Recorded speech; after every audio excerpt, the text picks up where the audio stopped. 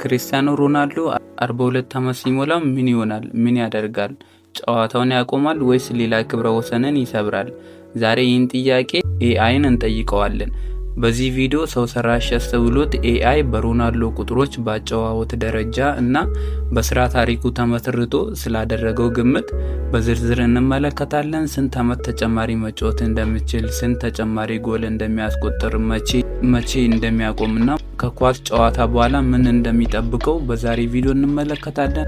ቪዲዮን እስከ መጨረሻው ተከታተሉ፣ ምክንያቱም መጨረሻ ላይ ሰው ሰራሽ አስተውሎት ኤአይ ስለ ሮናልዶ የወደፊት ስምና ዝና የተነበየውን የገመተውን አስገራሚ ውጤት እነግራችኋለሁ። አሁን ሮናልዶ በሳውዲ ክለብ አልናስር እየተጫወተ ነው።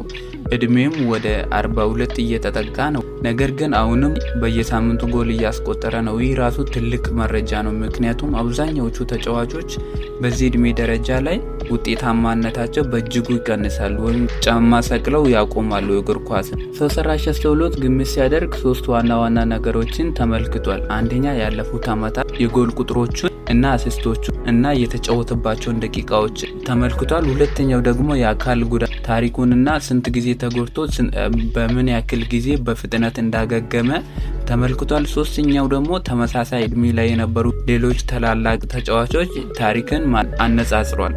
እነዚህ ሶስት ነገሮች ተደምረው ነው ግምቱ የሚደረገው። ቀጣይ ላይ ትክክለኛ ውጤቶቹን እናያለን። ኤአይ ግምት ሲያደርግ ከሺዎች የሚቆጠሩ ተጫዋቾች መረጃን ይወስዳል። አንድ ተጫዋች በ35 በ36 በ37 ዓመቱ ወይም በ38 ዓመቱ እንዲህ አይነት ብቃት ቢኖረው በ40 ዓመቱ ወይም ደግሞ በ42 ዓመቱ ምን ያክል ብቃት ይኖረዋል የሚለውን ይገምታል ኤአይ።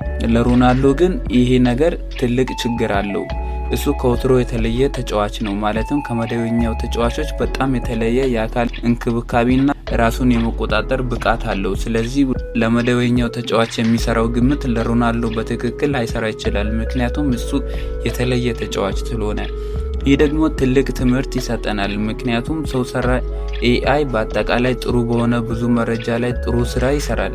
ነገር ግን ከወትሮ በተለየ ሁኔታ ትክክለኛነቱ ይቀንሳል ለሮናልዶ ሲሆን፣ ምክንያቱም ሮናልዶ ልዩ ተጫዋች ነው።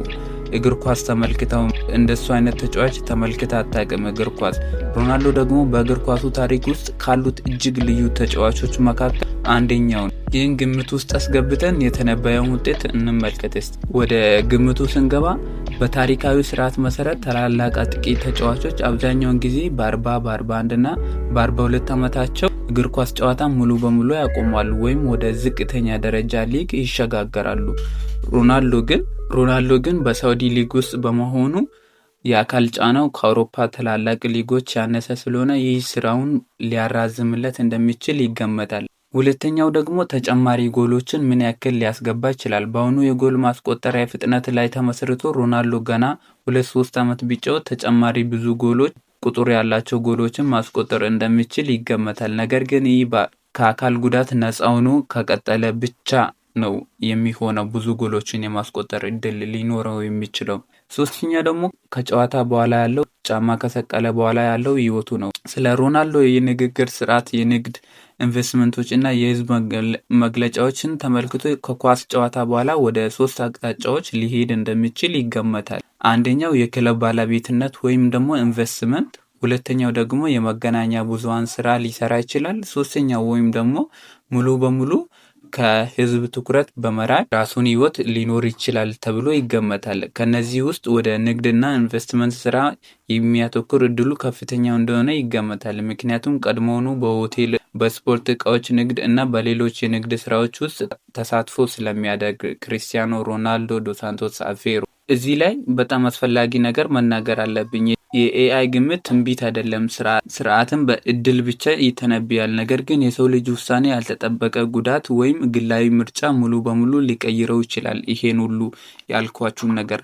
ለምሳሌ ሮናልዶ ራሱ ብዙ ጊዜ የራሴ ስሜት ሲነግረኝ ነው የማቆመው ብሎ ተናግሯል። ይህ ደግሞ በመረጃ ብቻ ሊገመት የማይችል ነገር ነው፣ ምክንያቱም የግል ፍላጎትና ስሜታዊ ምክንያቶችን በቀላሉ በቁጥር አይለኩ። ስለዚህ እንዲህ አይነት ግምቶችን እንደ ሊሆኑ የሚችሉ ነገር አድርገን ማየት አለብን፣ እንደ እርግጠኛ እውነት አድርገን። ስለዚህ እንዲህ አይነት ግምቶች ሊሆኑ የሚችሉ አድርገን እንጂ እርግጠኛ ሆነን መቀበል የለብንም። እናንተ ምን ይመስላችኋል? ሮናልዶ መቼ ጨዋታውን የሚያቆም ይመስላችኋል? ያቆማል ብላችሁ ታስባላችሁ? በኮሜንት መስጫ ሳጥን ላይ ሀሳብ አስተያየታችሁን ጻፉ።